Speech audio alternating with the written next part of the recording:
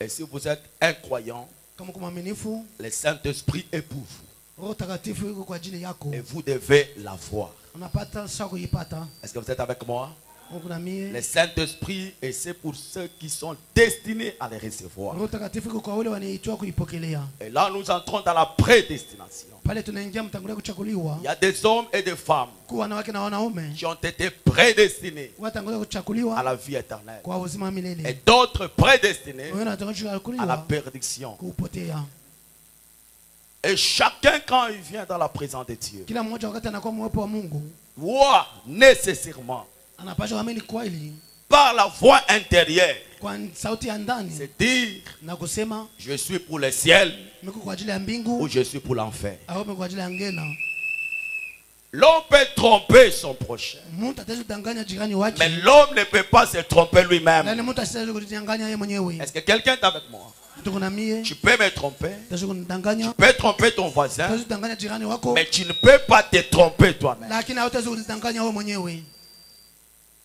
Ce que tu es, ton voisin ignore, mais toi tu n'ignores pas. Dieu n'ignore pas, même le diable n'ignore pas. Tu peux tromper tout le monde, tu ne peux pas te tromper toi-même. Tu ne peux pas tromper Dieu, tu ne peux pas tromper le diable. Et c'est pourquoi pour un croyant véritable, prédestiné à la vie éternelle, quand on parle du Saint-Esprit, il est prêt à tout abandonner pour chercher à ce que ce Saint-Esprit entre en lui. Pourquoi? Il a faim et soif de Dieu. Qui est Dieu? Il est le Saint-Esprit qui vient habiter dans votre âme. Est-ce que quelqu'un est avec moi ce matin? Et alors ça doit être une préoccupation. Si tu ne l'as pas, tu peux refuser de manger. Tu peux refuser d'aller travailler. Tu peux refuser de faire ceci et cela, d'aller chercher l'argent pour dire Seigneur, il faut que tu habites dans mon âme. Parce que je sais, si une bombe explose ici, 5 minutes après, je me retrouverai dans la gloire. Ah, je m'entendre un grand amen. Ce sont des vérités que vous devez connaître. Le monde passera. Les choses de ce monde passeront. Les habits resteront sur la terre. Les souliers resteront. Même si vous avez des mal d'habits, tu ne l'as pas avec ça. Même si tu as un meilleur emploi, tu as $1000 par mois, mais ça va rester. Mais une chose qui ne restera pas, c'est la parole de Dieu dans ton âme. Je m'entends un grand amen. C'est pourquoi le Saint-Esprit est de grande importance. Amen. Et Branham dit, dans pourquoi le Saint-Esprit a-t-il été donné?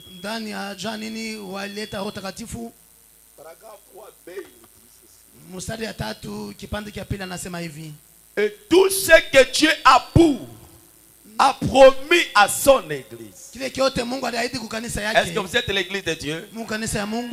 Est-ce que réellement vous êtes l'église de Dieu? Qui est l'église de Dieu ce matin? On est l'église de Dieu. Et tout ce que Dieu a promis à son église se trouve dans le Saint-Esprit. Tout ce que Dieu a promis à son église, tout ce que Dieu t'a promis, tout ce que Dieu m'a promis se trouve dans le Saint-Esprit. C'est pourquoi Jésus a dit dans Matthieu chapitre 3, Matthieu chapitre 6 le verset 33, il dit cherchez premièrement le royaume de Dieu et sa justice. Les restes viendront après. Est-ce que quelqu'un est avec moi? Parce que dans le royaume de Dieu, dans le Saint-Esprit, il y a tout ce que Dieu a promis. Il y a la joie, il y a la guérison, il y a la stabilité de vie, il y a la solution à tout problème. C'est pourquoi Branham dit, le Saint-Esprit est ici.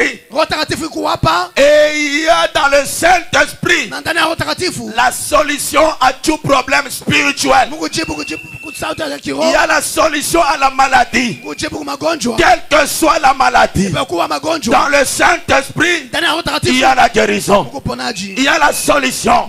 J'ai un problème spirituel, cherche le Saint-Esprit, tu auras la solution à cela. Ça n'est tout pas chez le devin. Les gens perdent leur temps inutilement. Allez consulter les marabouts, allez consulter les féticheurs. Mais lorsque tu reçois le Saint-Esprit, tu as la solution à tous les problèmes. Je vais dire à quelqu'un ce matin, lorsque tu as le Saint-Esprit, même si on place les cançons devant toi, tu peux piétiner ça. Ça n'aura pas d'effet sur toi. Pourquoi? Le Saint-Esprit qui est en toi, c'est une puissance extraordinaire. C'est une puissance par excellence. Est-ce que quelqu'un croit comme ça? C'est pourquoi le Saint-Esprit est important. Tout ce que Dieu a promis à son église se trouve dans le Saint-Esprit. L'argent, c'est dans le Saint-Esprit. Le meilleur travail, c'est dans le Saint-Esprit. Un bon mariage, c'est dans le Saint-Esprit. La stabilité sur tous les plans, c'est dans le Saint-Esprit. Si tu as le Saint-Esprit, tu as la paix, tu as la joie, tu as un bonheur éternel. Le bonheur de ce monde, c'est un bonheur précaire. Mais le bonheur que nous recevons par le Saint-Esprit, c'est un bonheur éternel. Branham dit, dans le Saint-Esprit, il y a tout ce que l'homme a besoin. Tout ce que Peniel a besoin, ça se trouve dans le Saint-Esprit. Tout ce dont tu as besoin, ça se trouve dans le Saint-Esprit. C'est pourquoi tu n'as pas à t'inquiéter, à te faire des soucis. Vous allez voir l'homme se fait trop de soucis par rapport à la vie charnelle. Oh, ça a un commencement, ça a une fin. Mais il y a une vie qui est éternelle. C'est ce dont Peniel a besoin.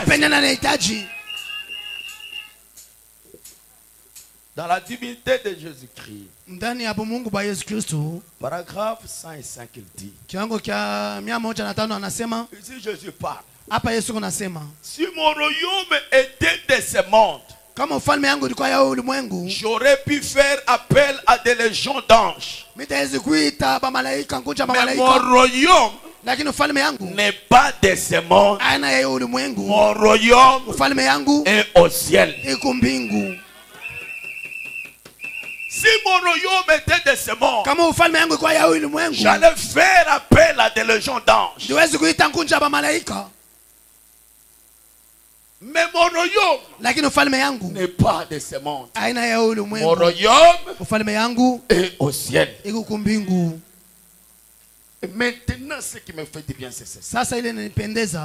Et il dit, le royaume de Dieu sera en vous. Je m'entendrai grand amen. Si mon royaume était de ce monde, j'allais faire la légion d'anges. Mais mon royaume n'est pas de ce monde. Mon royaume est au ciel. Mais dans peu de temps, le royaume de Dieu sera en vous. parce que le royaume de Dieu a des légions d'anges. Le royaume de Dieu a des puissances. Le royaume de Dieu a les 16 anges. Mais Jésus, pendant qu'il était sur terre, il a dit, mais mon royaume n'est pas de ce monde. Mon royaume est au ciel. Mais dans peu de temps, ce royaume-là sera en vous. Ah, je commence à croire maintenant que le royaume dont Jésus parlait n'est plus au ciel. Ce royaume est sur la terre, dans le cœur des croyants. C'est pourquoi il continue de dire, répandez-vous, car le royaume de Dieu est proche. Répandez-vous, car le royaume de Dieu est proche. Donc, ce royaume veut venir sur la terre pour habiter dans des hommes et des femmes. Mais la première chose, commencez à vous repentir, car le royaume de Dieu est proche. Et ce royaume sera en vous. Si un homme, une femme qui a le Saint-Esprit ce matin, ce royaume-là est dans lui. Si tu as le royaume, dis un grand amen. Si tu as ce royaume en toi, dis alléluia. Si tu as le royaume, dis gloire à Dieu. Ah, je me sens très bien. Le royaume de Dieu dans le cœur de l'homme. Or, si ce royaume était sur terre, Jésus dit, j'allais faire appel à des anges. Mais elle est au ciel. Mais il dit, ce royaume sera en vous. Ah, Jésus, il continue. Le royaume sera en vous. Par conséquent, quand le royaume sera en vous, par conséquent, les légions des multitudes, les légions, les puissances et les soutiens de ces anges. Dit alléluia. Oh, est-ce qu'il y a quelqu'un qui comprend? Le royaume de Dieu sera en vous. Par conséquent, les légions des multitudes d'anges, les puissances seront en vous. Quand le royaume s'établit en vous, les légions d'anges, pas un ange, des multitudes d'anges sont en vous. Et je crois ce matin, c'est lui qui a le Saint-Esprit. Les légions d'anges sont en lui. Les puissances sont en lui. Est-ce que quelqu'un croit comme ça? Quand je marche, je ne crains rien. Le jour, la nuit, je ne crains rien, parce que je sais, à moi, j'ai des légions d'anges, j'ai des puissances. Écoutez bien, les puissances qui sont dans le croyant, remplis du Saint-Esprit, sont au-dessus de toute puissance qui vient de l'ennemi, qui vient de Satan. Écoutez, celui qui a la sorcellerie a une petite puissance. C'est comme le feu d'allumette. Mais celui qui a le Saint-Esprit, le royaume en lui, c'est une grande puissance, un grand feu. Tous les feux étranges, quand lui arrive, ça commence à s'éteindre. Il a une grande lumière. Quand lui arrive, toutes les petites lumières sont absorbées. Ah, je m'entendre un grand amen. Je m'entendre un grand amen. Un chrétien rempli du Saint-Esprit ne craint pas les sorciers. Par contre, le sorcier même, quand il vient voûter, il y a un retour. Il s'essaye. Un un retour. Une piège, un retour. À un moment donné, le langage change. Il a des fétiches. C'est un sorcier. Non. Un homme, une femme remplie du Saint-Esprit et inlocable. Est-ce que quelqu'un croit comme ça? On peut l'envoûter, mais cet envoûtement-là n'aura pas de effet. En lui, il y a des puissances. Si tu as le Saint-Esprit, tu as des puissances. Que font ces puissances? Regardez Moïse avec son bâton devant Pharaon. Les bâtons de Moïse avaient les puissances. Et quand les deux bâtons de Jeunesse à Jambres jetés par terre, se sont transformés en deux serpents.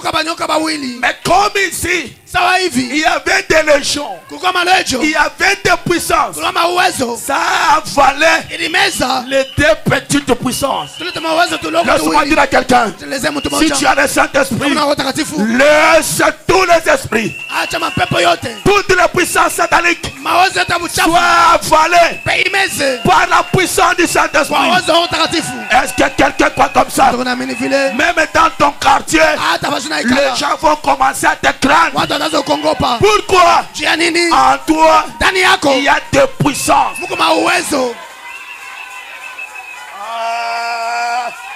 J'aime dire à quelqu'un, ces puissances prennent parfois des formes.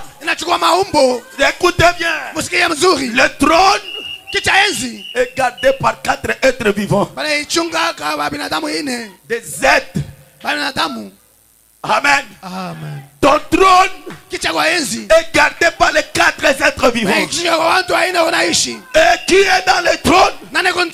C'est Dieu le Saint-Esprit. Et quand il entre, il y a des puissances. Et les 16 anges, des légions. Quand quelqu'un vient par la droite, il voit une forme.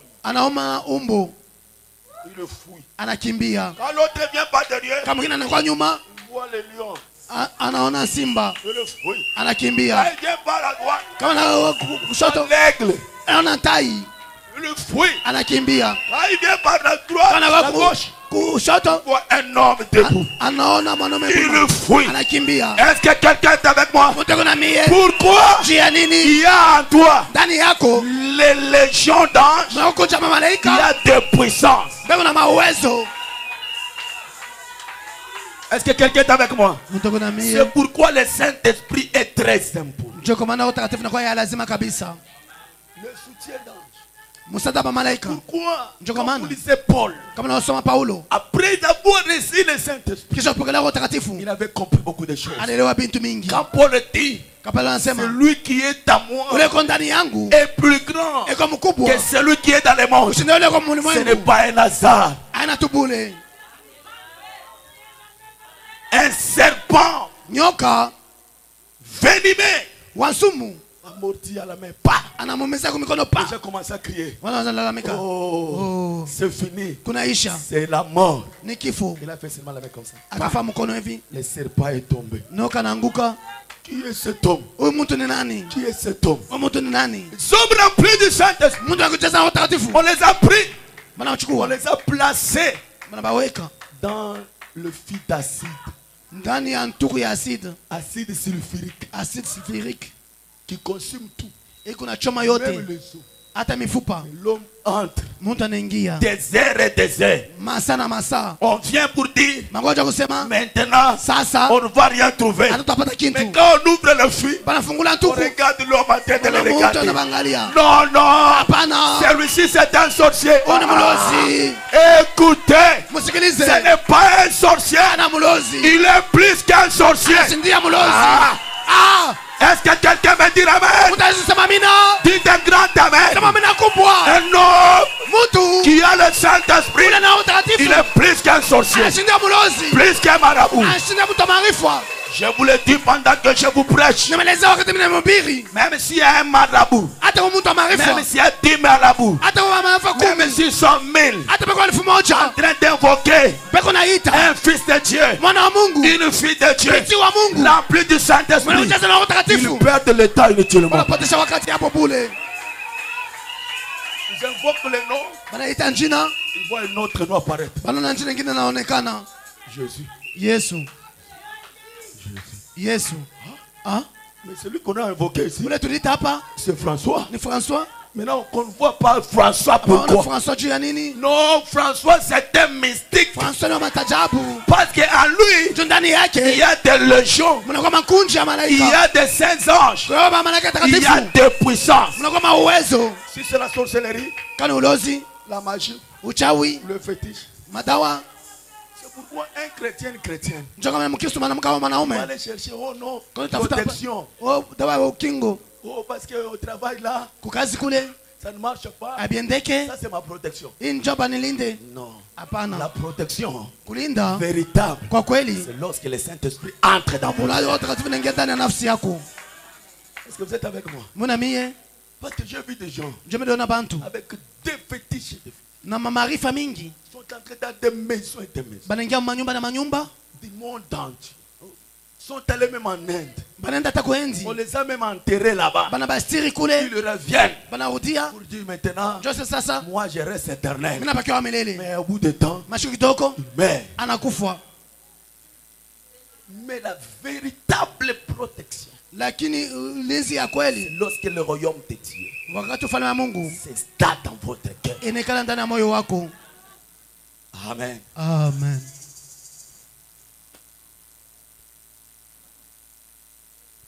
Oh, nous sommes allés les piéger la nuit. Tout fait.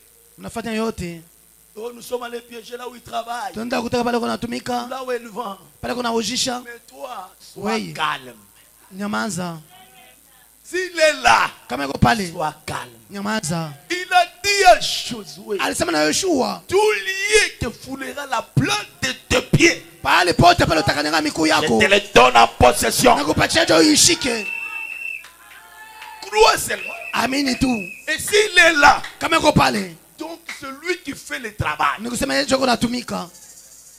il neutralise toutes les forces,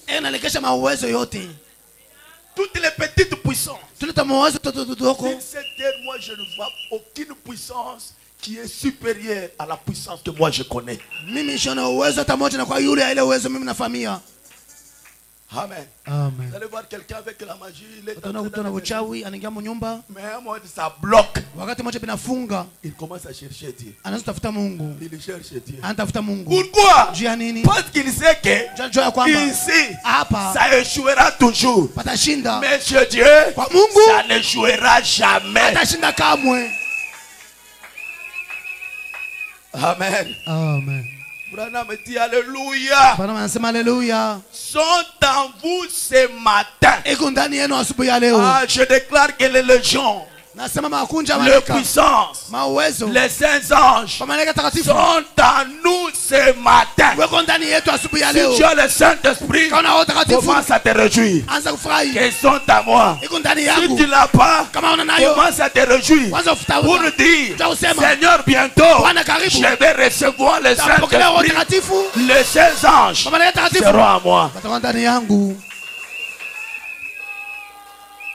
Amen. Amen. Lorsqu'ils entrent en vous, ils commencent à agir. Amen. Amen. Ils commencent à faire quoi? Ram dit en fait ce qu'il vous dira. Paragraphe 17 il dit. Prêchez le 1er juin 1953. Et en Russie, quand j'étais en Finlande, quand le petit garçon était ressuscité des morts là, hein? En Finlande, quand le petit enfant était ressuscité là, il dit, des milliers avaient afflué, des Russes et autres. Et quand ces risques avaient traversé la frontière, ils saisissaient les Finlandais. Vous voyez, les deux nations qui ne s'entendaient pas. Mais quand ils ont vu ce petit enfant-là écrasé, revenir à la vie, ils ont traversé. Et Branham dit, vous savez, qu'est-ce qu'ils ont fait? Ils s'en prennent les uns aux autres tout le temps. Alors, ils se sont entourés leurs bras. Ils se sont étreints. Et à quoi après? Ils ont pleuré. Et ils ont levé leurs mains et ont loué Dieu. Pourquoi? Branham dit, si le royaume de Dieu dans le cœur d'un homme peut faire qu'un risque et un Finlandais s'entoure de leurs bras, s'embrassent et se disent frères, cela amènera toutes les nations du monde à faire de même. C'est ça le problème. Le royaume de Dieu dans le cœur d'un homme a fait que le riche et le Finlandais qui ne s'attendaient pas, mais ils se sont mis les bras, ils se sont embrassés, ils se sont éteints et se sont appelés frères. À cause de quoi? À cause de la présence du royaume dans le cœur d'un homme. Et Branham dit que fera ce même royaume dans le cœur des hommes, toutes les nations du monde. Si vous avez le royaume en vous, le royaume va ressusciter les morts. Ce qui a ressuscité le petit Finlandais, ce n'était pas l'homme Branham, c'était la présence du royaume dans son cœur. Parce que le royaume a des puissances. C'est cette puissance qui est au-dessus de la mort. Oh, quand la puissance de Dieu est en vous, elle ramène le mort à la vie. Est-ce que quelqu'un est avec moi? Est-ce que quelqu'un croit comme ça? Et cette même puissance, quand les Russes et les Finlandais, ça, c'est dit jamais vu. Ça doit être Dieu. Amen. Ils se sont embrassés à cause du royaume dans le cœur d'un homme. Mais si toi tu as le même royaume en toi, comment ce royaume-là peut t'amener à haïr ton frère, à haïr ta soeur? Dans une même église, même famille, lui, je ne pars pas à l'église à cause de lui. Si c'est pas à cause de lui que ses jambes ici se coupent, j'ai le Saint-Esprit, j'ai le royaume à moi. Le royaume est né. Le royaume est plein d'amour. Est-ce que quelqu'un est avec moi? Est-ce que vous êtes avec moi? Le royaume en vous produit l'amour, l'unité. Est-ce que vous êtes avec moi? Et si vous avez ce royaume, partout où vous passerez, il y aura toujours une victoire. Partout où vous passerez, il y aura toujours un miracle. Est-ce que vous êtes avec moi? Dis-moi, depuis que tu as crié et tu dis que tu as le Saint-Esprit, combien de miracles as-tu fait? Combien d'âmes as-tu amené à Christ? Par le royaume. Parce que quand le royaume entre, ce royaume a une puissance d'attraction. Est-ce que quelqu'un croit comme ça?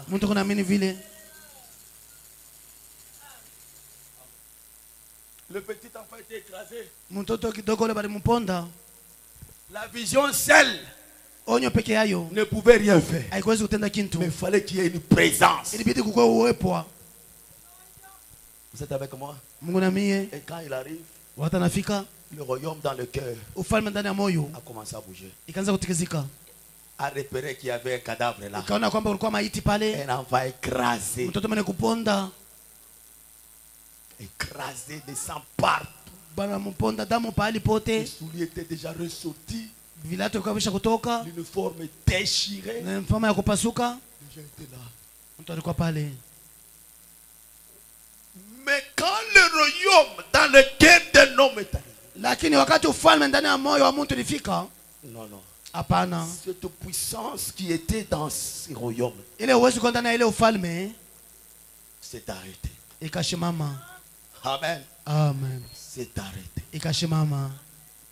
Il a repéré là où il y avait l'enfant. Ikaona pale palikuwa mtoto. Et c'est cette puissance qui conduisait William Branham. Nani ile uwezo ilianza kuongoza William Branham. Un chrétien, une chrétienne remplie du Saint-Esprit ne se conduit pas lui-même, il se laisse conduire par les puissances qui sont en lui. Mkristo mwanamke au mwanamke ashiongoze yeye mwenyewe lakini anaacha muongoze kwa mauwezo ile ndani yake. Ce sont ces puissances qui conduisaient Jésus. Ni ile mauwezo ilianza kuongoza. Et ça doit être le même puissance qui vous conduit. Inapaswa kuwa uwezo mmoja kuna miongoza. Il arrive, il dit. Anafika anasema si dans 5 minutes kama mdakika 5 cet enfant ne revient pas à la vie, huyu mtoto ashuhudie kuuzima, publié partout, mtangaze pahali pote, William Branham, un faux prophète. Nabii wa bongo. Les gens étaient là en train de regarder. Watu wanamwangalia. Un homme qui a le royaume. Ule mtu kuna ufalme. Là, il parle. Wakati anasema, il sait que le ciel est engagé dans la fête. Mbingu inaingia mkile kintu.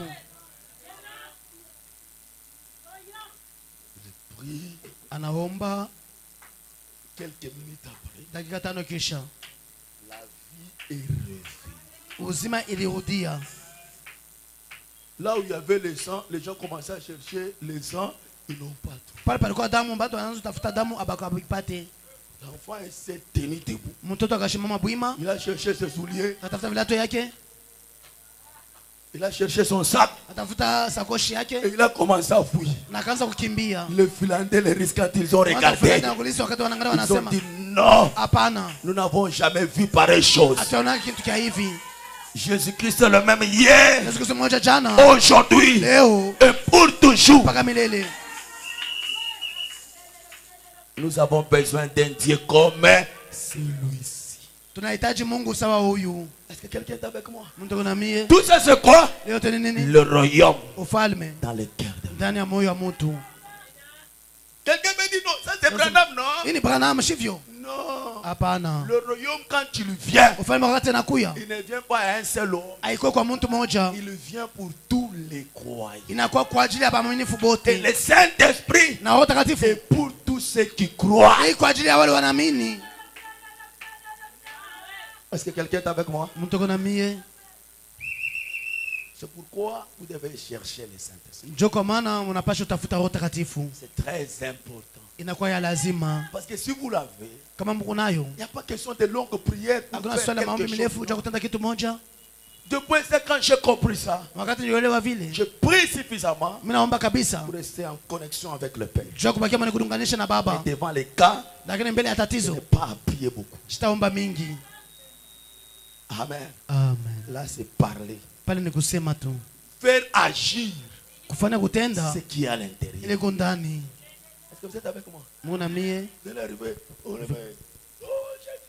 Oh Yesu shuka. Oh yes, hapana. Ça c'est pas question de Jésus. Iya na mambo ya Yesu. Ça c'est question maintenant de la démonstration des puissances qui sont dans le cœur. Hizo ni kuonekanisha mauwezo ndani ya moyo. Le faire agir. Kufanya itende. Le faire entrer en action. Kufanya kwa mengia mtendo. Et là il n'est plus question de l'homme. Pala ina swali ya mtu. Il est question de ceux qui sont dans le cœur. Inakuwa swali ya kile kiko ndani ya nafsi ya moyo. Je vais encore vous dire. Napenda kumelezea. Lorsque le royaume est en vous. Watu falme ndani yenu. Le puissance. Mauwezo. Les légions. Les soutiens d'anges sont en vous. Donc je commence à comprendre que je ne marche pas avec un ange. Non. Il y a des légions. Amen. Amen. Est-ce que quelqu'un croit comme ça? C'est pourquoi vous devez chercher le Saint-Esprit. Est-ce que vous êtes avec moi? Si vous ne le recevez pas, c'est déplorable. Parce qu'il faut que ces choses se manifestent dans vos vies. Il faut que vous puissiez être convaincus que ce qu'on nous a lu là, ce que Branham a prêché, c'est ce que je suis devenu. Et à ce moment-là, vous les sortez de l'histoire, vous les rendez réels. Est-ce que quelqu'un est avec moi? C'est pourquoi je ne cherche pas à trop penser sur les choses futiles. Oh, l'argent, les mariages, c'est ce qui est important. Si tu as le Saint-Esprit, tu as tout ce que Dieu a promis. Parce que tout ce que Dieu a promis à son église se trouve dans le Saint-Esprit. Vous voyez bien quelqu'un, lui fait des miracles, lui il est comme ça. Non, pourquoi? Ou bien il a touché à quelque chose. Non, ce sont des vérités. Ça, ce sont des vérités incontestables. Je te dis encore au nom de Jésus, lorsque tu as le Saint-Esprit, tu deviens inlocable. Bamosusu bakoloka bango, mais yo osa inlocable. Est-ce que vous êtes avec moi? Les autres, on peut les prendre, on les met en dessous des pieds, on commence à marcher sur eux. Mais toi, on va toujours échouer. Parce qu'en toi, il y a de puissance. J'aime dire à quelqu'un, même si ta famille, c'est une famille envoûtée, pleine de sorcellerie, de blocages, d'échecs, de malédictions. Mais toi tu es venu à Peniel pour recevoir le roi de rois, le Saint-Esprit dans ton cœur. Reçois-le, tout change. Quand tu reçois le Saint-Esprit, toute la loi de la famille tombe, toutes les malédictions tombent, le chef de la famille tombe, les maladies héritées tombent, la pauvreté tombe, l'échec. Alléluia. Alléluia. Pourquoi? Tu n'es plus connecté au lien familial, mais tu es connecté au lien avec le Seigneur Jésus-Christ. Et quand il entre là, tu deviens mystique pour toute ta famille. Écoutez-moi bien. Laisse-moi te dire, lorsque tu le reçois, tu deviens plus que tout le monde dans ta famille. Ils ont eu le temps de jouer avec toi, de transformer ton corps, de faire de toi n'importe quoi. Ils ont transformé ton corps à un chef, à une poule, et ils ont dit, toi tu resteras ici, et toi tu retournes à Lubumbashi. Mais ils sont restés avec toi au village. Ils te regardent et disent, toi tu penses que tu es à Lubumbashi, tu ne feras rien. Mais ce matin, le Saint-Esprit est ici. Il est la solution à tout problème spirituel. Ce soir ou encore ce matin, tous ceux qui sont venus avec un ardent désir de recevoir le Saint-Esprit, je te connecte tous les raisons de famille au nom de Jésus. Je coupe tous les liens familiaux au nom de Jésus. Ce matin, le Saint-Esprit est réel. Reçois-le. Tout change dans ta vie.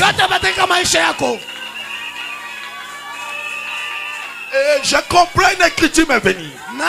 Quand David dit, J'étais jeune.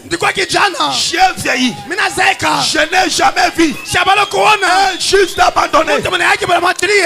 Ni sa postérité manger son pain. Un juste, c'est un homme, c'est une femme qui reçoit le royaume de Dieu dans son cœur.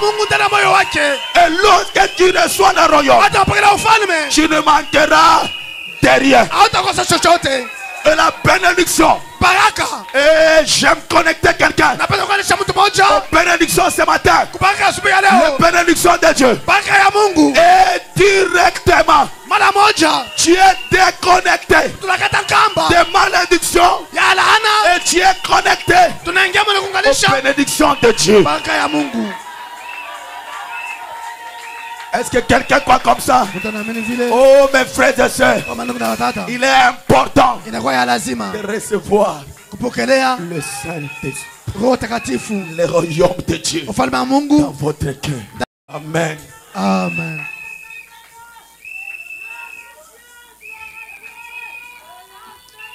Oh merci Jésus. Hey. Maintenant, sasa, ce royaume là tu viens, c'est un remplissage. Amen. Amen. Ça vient remplir. Tu vois, madame dit,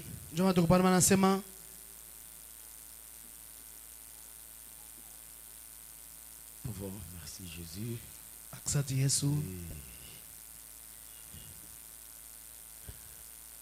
Dans la marque de la bête, paragraphe 66 dit, prêchez le 17 février 61. Voici venir cette église là. Judas avait bien travaillé, séduisant pendant la justification. Il avait travaillé jusque dans la sanctification. Il est allé, il a guéri les malades. Il a tenu des services de guérison et tout. Il est revenu. Mais quand on est arrivé à recevoir le baptême du Saint-Esprit,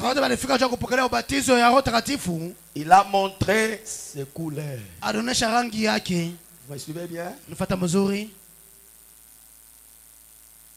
Il dit, il a montré ses couleurs. Eh bien, mon ami Wesleyen, mon ami Nazaréen, mon ami pèlerin de la sainteté, ce n'est pas pour vous blesser. Ne taxez pas de vous ce groupe de gens. Pas la langue. Ne les taxez pas de bandes de gens, de bandes de saints exaltés. Un tas de choses comme cela, en effet, c'est juste là que Judas est allé. Et vous dites, la sanctification entière, c'est le Saint-Esprit. Je suis en désaccord avec vous. La sanctification, c'est le nettoyage du verre. Est-ce que vous êtes avec moi? Le Saint-Esprit, c'est le remplissage du verre. C'est tout à fait vrai. C'est exact. Est-ce que vous êtes avec moi? Voici un verre. Branham dit voici un verre. Le verre est là, n'est-ce pas? Parce que Branham, quand il donnait cet exemple, il dit voici un verre. Vous avez vu le verre, hein? Qui a vu le verre? Qui n'a pas vu le verre ici? Qui n'a pas vu? Qui a vu le verre? Il dit voici un verre. J'ai déjà placé le verre là. Qu'arrive-t-il si je le trouvais là?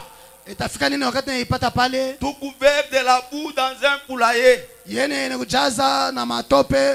part, Vous femmes, irez-vous là pour mettre de l'eau pour votre mari? Vous allez trouver un verre comme ça dans le poulailler. Vous allez prendre et mettre de l'eau pour votre mari. Il dit, mais alors, que ferez-vous en premier? Vous les ramassez de la boue. Ce sera la justification. Qu'est-ce que la justification? C'est le fait de trouver le verre plein de saleté, plein de boue, les ramasser. Dans cet état, c'est ça la justification. Et chaque chrétien passe par la justification. Tu peux être là, tu regardes quelqu'un, tu dis, sale que tu es, tu as mis l'Égypte, plein de peinture. Parce que cette personne est encore dans cet état. Encore dans la boue. Il faut quelqu'un pour les ramasser de la boue. Et c'est lui qui nous a tous ramassés de la boue du péché. C'est le Seigneur Jésus-Christ. Lorsque nous venons, nous écoutons la parole, nous croyons qu'il est notre sauveur. C'est ça la justification. Gloire au Seigneur. Tu es ramassé. C'est fini. Tu étais dans la boue, mais on t'a ramassé. Deuxième étape, c'est la sanctification. Ce même verre qui a été ramassé, vous pouvez voir, en train de faire tout. Il vient à l'église, mais il fait tout. Vous le prenez là-bas en train de fumer. Vous le prenez là-bas en train de faire ceci. Il est où? Dans la justification. Vous êtes avec moi? Maintenant, deuxième processus, c'est la sanctification. La sanctification, c'est le verre qui a été ramassé. Il est nettoyé.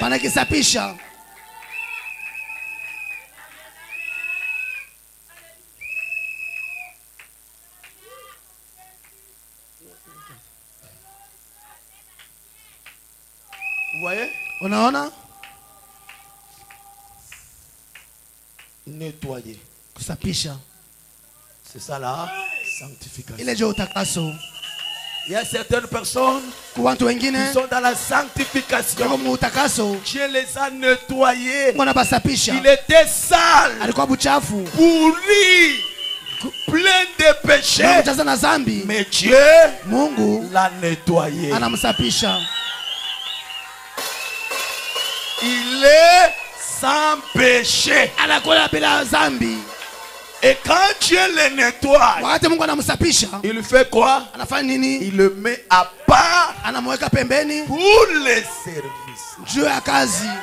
Dieu, quand il nous ramasse de la boue du péché, ça ne suffit pas. Il nous fait passer par la sanctification. Il nettoie. Comment Dieu nous nettoie? Par l'eau de la parole. Pour être purifié du péché. Ah, c'est pourquoi mon frère, c'est pourquoi ma soeur, quand tu viens à l'église, laisse la parole te nettoyer. Enlève les ordures, les saletés, les mauvaises choses.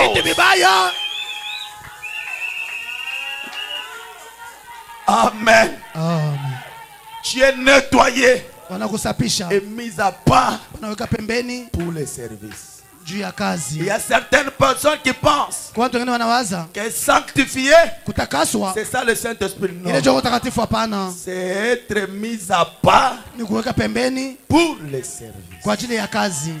Ce n'est pas encore le service, mais mis à part pour le service. Ah, serre la main à ton frère, à ta soeur. Dieu t'a mis à part pour le service. Dis lui encore, Dieu a besoin de travailler par toi.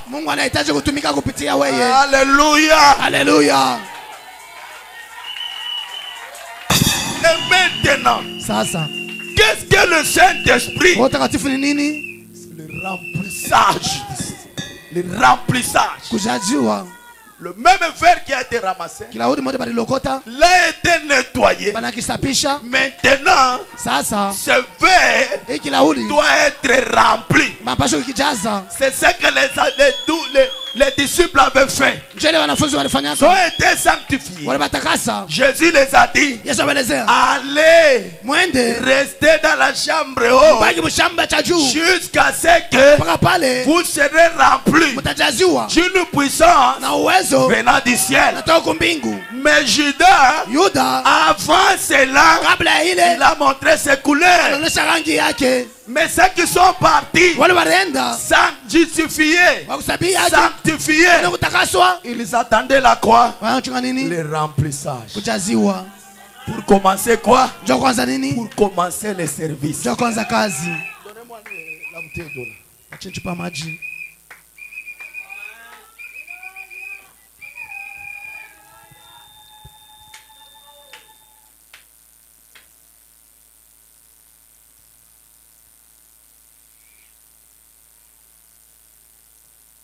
Rapidement. J'ai ça ici. Donnez-moi les bassins là. C'est comme ça que Dieu veut remplir son église.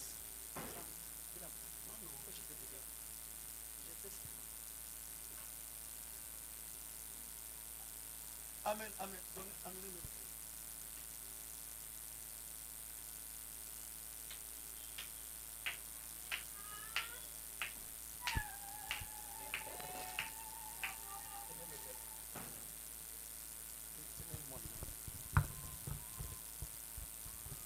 Qu'est-ce que le remplissage? C'est ce verre qui a été ramassé. Maintenant Dieu fait quoi? Comme c'était ramassé, nettoyé et mis à part pour le service. Maintenant Dieu vient. L'auteur de la vie éternelle, celui qui remplit. Il a dit, vous serez revêtus d'une puissance venant d'en haut. Il commence à remplir le verre. Est-ce que le verre est rempli? Est-ce que le verre est rempli? Est-ce que le verre est rempli? Voilà. Donc c'est rempli à ce qu'il n'y a plus d'espace. C'est comme ça que Dieu veut remplir son église.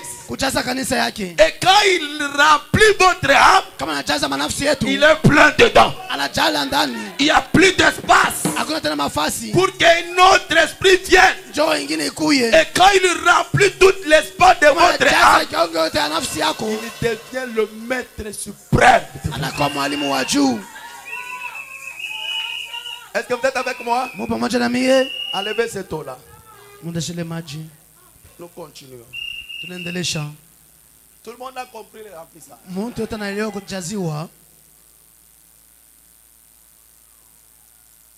Il dit,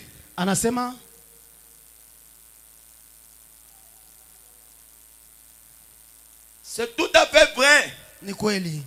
Il dit, vous les ramassez de la boue, c'est la justification, les ramenez à l'intérieur et vous les ferez passer par un processus, les faire bouillir, les stériliser, les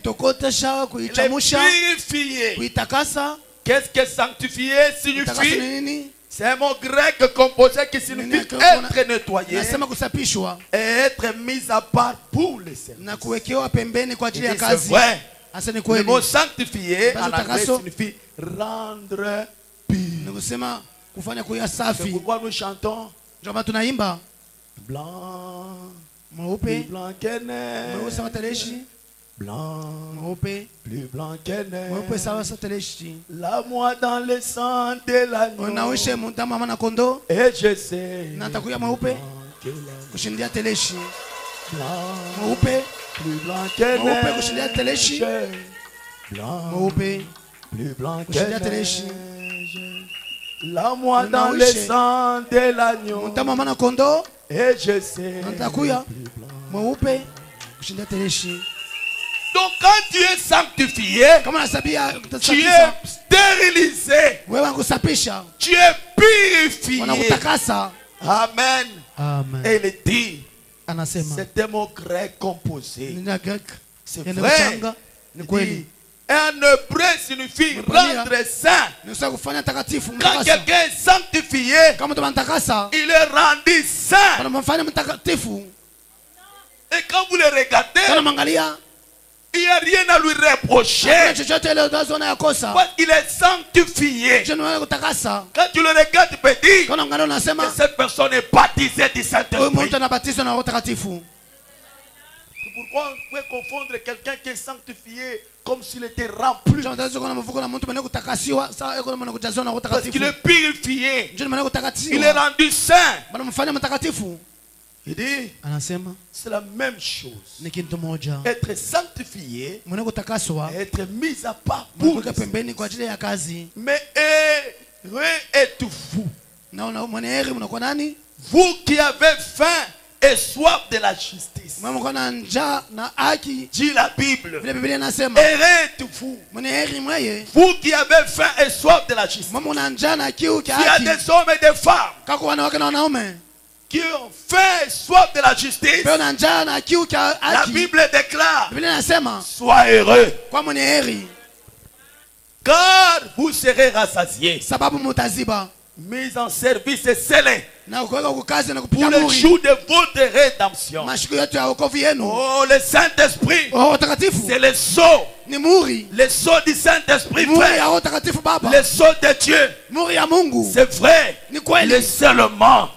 J'ai besoin des hommes et des femmes qui sont remplis. Bénin a besoin d'un remplissage du Saint-Esprit. Pour aller où? Pour aller au ciel. Pourquoi le Saint-Esprit? Pour servir Dieu. Pourquoi la Bible dit, dans la maison de mon Père, il n'y a pas de chômeur. Parce que tout celui qui le reçoit, il doit le servir d'une manière ou d'une autre. Malheureux est celui qui pense que ce qu'il fait à l'église, c'est pour l'homme. On ne doit pas servir l'homme, on est au service de Dieu.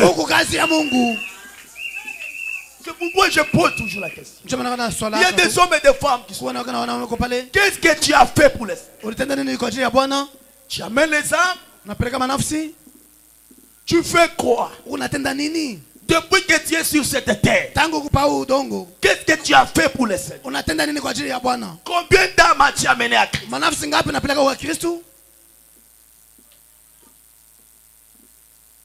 Dieu le Saint-Esprit.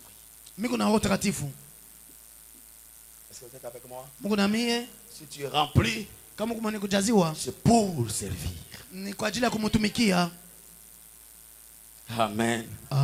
Ton âme ne va pas se reposer. Tu te réveilles, qu'est-ce que je fais pour le Seigneur? Qu'est-ce que je fais de tout pour faire quelque chose pour le Seigneur, d'une manière ou d'une autre. Est-ce que vous êtes avec moi? Même avec votre argent, tu te réveilles, tu dis qu'est-ce que je peux faire pour le Seigneur? Regarde ce que tu peux faire pour le Seigneur avec cet argent que Dieu t'a donné. Quelqu'un est-il malade? Et tu allais prier pour lui? Non, il faut que le pasteur vienne. Mais toi commence d'abord. Après, appelle le pasteur. J'ai été voir ma soeur. Je l'ai trouvé malade. Mais néanmoins, j'ai prié d'abord pour lui. Parce que Dieu exauce la prière de ses enfants. Tu te réveilles. Tu montes, tu descends. Parfois il y a la maison d'un frère et une soeur. Tu passes. Mais pourquoi ne même pas passer là? Comment tu es réveillé? Mon frère, comment tu es réveillé? Oh mes frères et mes soeurs. Est-ce que réellement nous irons dans l'enlèvement avec cette attitude? Non. Est-ce que vous êtes avec moi? Ne vous réjouissez pas de ce que vous êtes en bonne santé.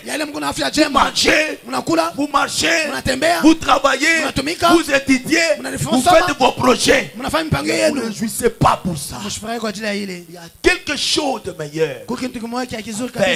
C'est servir Dieu.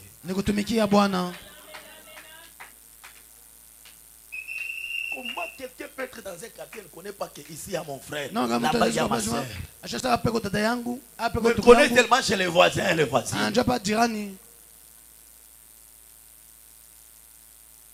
Est-ce que vous êtes avec moi? Mon ami. Branham dit, avant le remplissage, on doit d'abord se vider. Dans le cœur, il y a plein de choses, n'est-ce pas? Quand le remplissage vient, vis tout ce qui est à l'intérieur. Il faut un remplissage. Que fait ce remplissage quand tu le viens? Là où vous avez des doutes, il apporte la foi. Là où vous avez de l'indifférence, il apporte l'amour. Là où vous avez de la haine, il apporte la communion fraternelle. Et lorsque l'église du Dieu vivant sera un jour unie, sous une puissante tête, ce sera la tête de Dieu. Dans l'unité du corps de Christ, sera le gouverneur, le roi et le seigneur. Si l'église tout entière sous son contrôle, alors elle sera laissée là au ciel. Quand le remplissage vient, vider la haine qui est là, la jalousie, la méchanceté, la colère, l'impudicité, l'adultère, toutes ces choses-là, quand ça vient, ça vide. Est-ce que vous êtes avec moi? Comment ça peut vider? C'est comme ma fille là m'a posé la question. Je pense que ça doit être ange. Le Saint-Esprit, quand il vient, mais il va entrer où? Il y a des eaux partout ici. Ici, il va entrer où?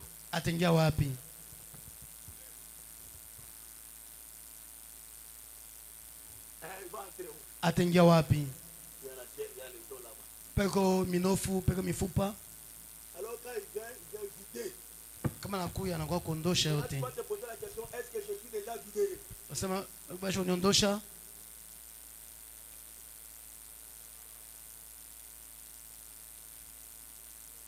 C'est vrai là, n'est-ce pas? À l'intérieur, il y a ce noir, hein? Ça c'est la haine. L'orgueil, la jalousie, la méchanceté,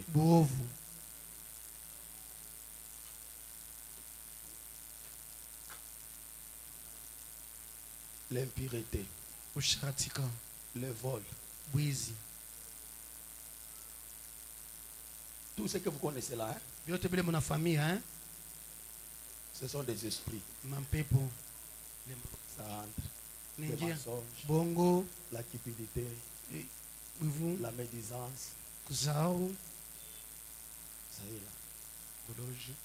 La sorcellerie, la magie,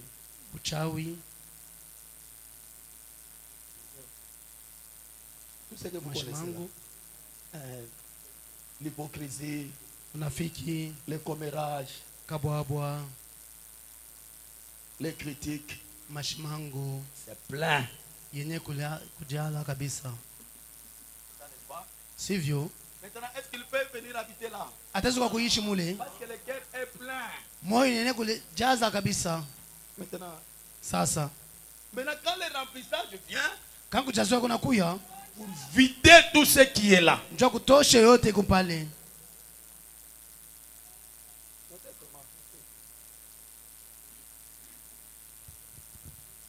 Pour vider.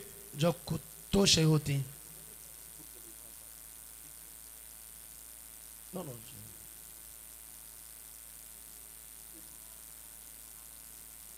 Ça commence à sortir. Inaanza kutoka.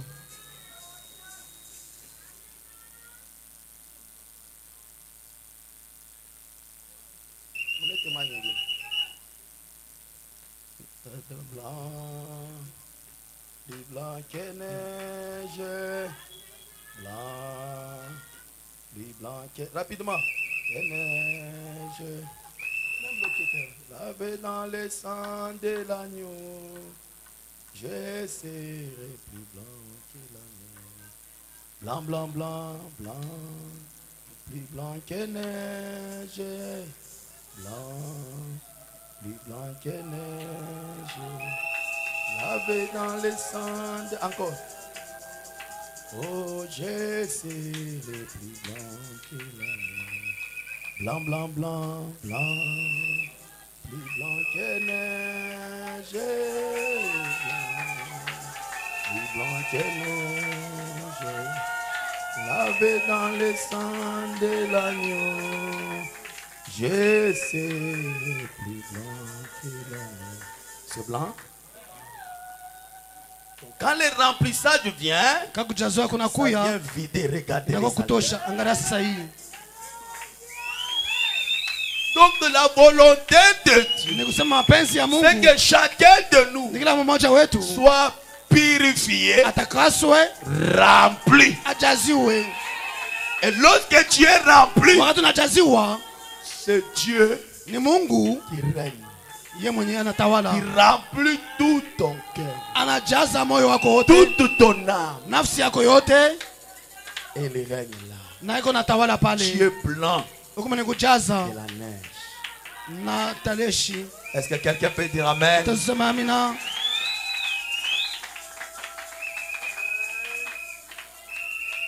C'est pourquoi mes frères et sœurs, lorsque nous parlons du Saint-Esprit, nous voulons que ça entre. Et lorsqu'il entre, tu deviens nouvelle créature. Tu es rempli de Dieu, rempli de sa puissance, rempli de sa personne, rempli de son être. Amen. Amen. Amen. Branham dit, dans la demeure future,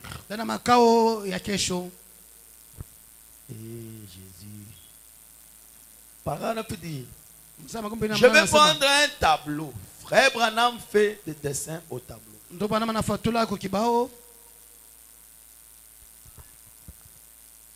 Il fait des dessins au tableau. Maintenant ici il y a un cœur humain. Je suis bien loin d'être un artiste. Il y a un cœur humain.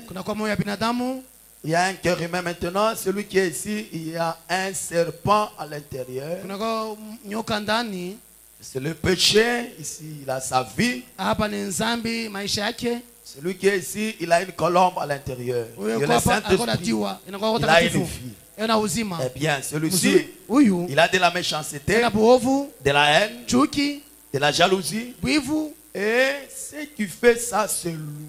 Si tu as la haine, la jalousie, la méchanceté, celui-ci, eh bien, celui qui est ici, il a de l'amour, de la joie, de la patience, et à cause de ce qui est à l'intérieur. Maintenant, quand on vous demande pour que vos péchés vous sont pardonnés, tout ce que vous avez fait, c'est ceci. Enlevez ça. Mais la chose qu'il voulait faire est encore là. C'est la vieille racine du mal. Elle est encore là, remarquez. Alors, vous vous repentez, vous êtes baptisé dans le nom de Jésus-Christ pour montrer que lui vous a pardonné vos péchés. Et ensuite, deuxièmement, vient la sanctification qui met notre pensée à l'ordre pour la sainteté. Pour avoir des pensées correctes.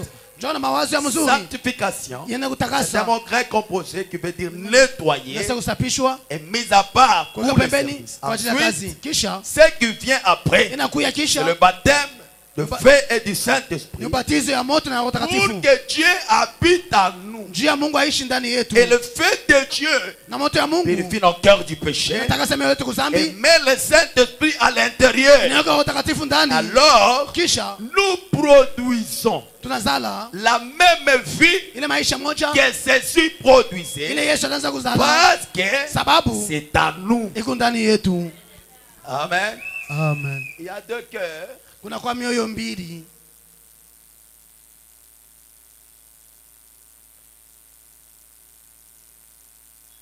Ici il y a une colombe. Ici il y a les serpents.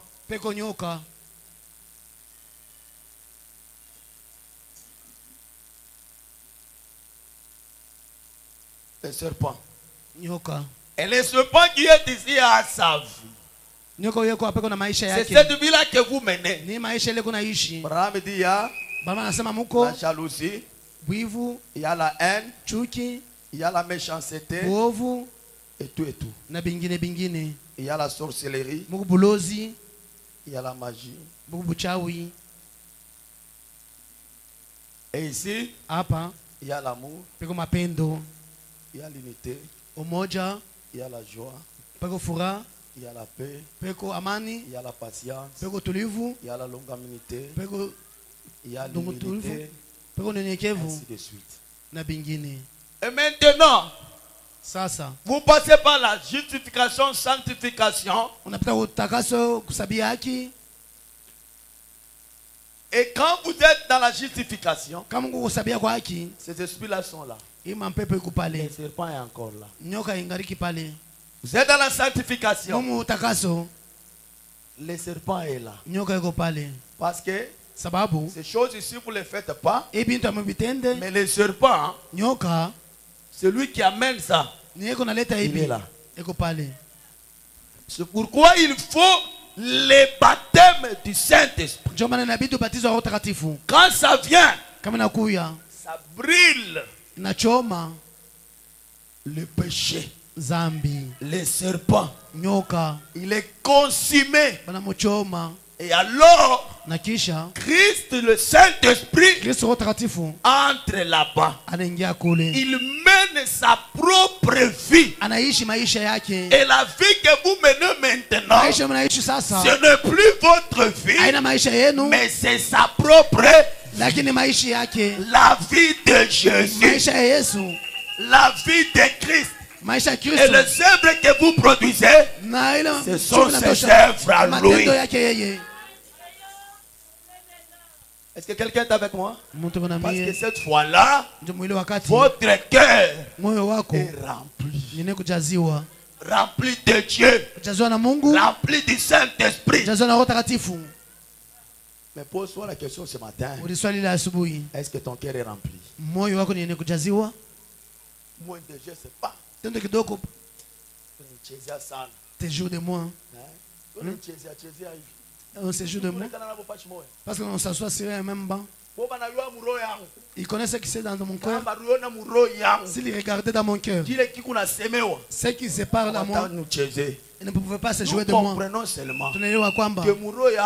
Dans ton cœur, il y a un serpent. Tes œuvres là, c'est les œuvres du serpent. Parce que si c'était bitendo vya colombe, quand on bitendo ya diwa, On a vraiment l'humilité. La patience. La tempérance. L'amour. Mapendo. Pourquoi on m'a critiqué? Moi ici. Ah, ils vont voir. Ils vont me dire tout ce que je m'ont critiqué. On comprend seulement que à à l'intérieur, la colombe n'est pas là.